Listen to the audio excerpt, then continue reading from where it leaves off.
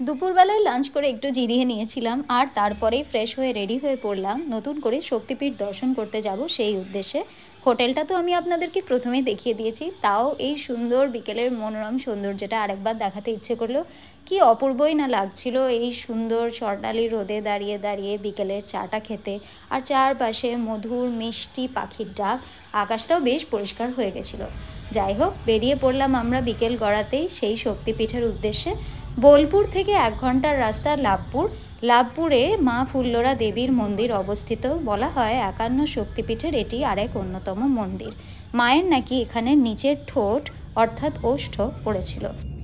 যাই হোক, গ্রামের প্রাকৃতিক সৌন্দর্য উপভোগ করতে করতে যেতে খুবই ভালো লাগছিল, কিন্তু আমি সাজেস্ট করব যদি কেউ এই মন্দির দর্শন করতে আসতে চান অবশ্যই সকালের দিকে আসার চেষ্টা করবেন, কারণ আমাদের পৌঁছতে বেশ সন্ধে হয়ে গেছিলো আর রাস্তা বেশ নির্জন। যাই হোক, এইসব সেরে আমরা ফাইনালি পৌঁছে গেলাম দেবী ফুল্লরা মায়ের মন্দির। আকাশের রংটা প্রবল গাঢ় হয়ে উঠেছে, দেখতেই পাচ্ছ। ঘড়িতে তখন সন্ধে 7টা যখন আমরা মন্দিরে পৌঁছেছি, আর পৌঁছানো মাত্রই শুরু হয়ে গেল মায়ের সন্ধ্যা আরতি। কি মন মুগ্ধ করা সেই দৃশ্য এবং মায়ের দর্শন, মন খুশি হয়ে উঠেছিল আমার। সাথে সাথে আমরা সবাই যে যার মতন আরতি নিলাম, আর হোটেলে তো ফিরতে হবে, রাত হয়ে গেছিলো। ফেরার পথে আমি কিনলাম এই সাবান স্পেশাল কিছু চুড়ি নিজের জন্য।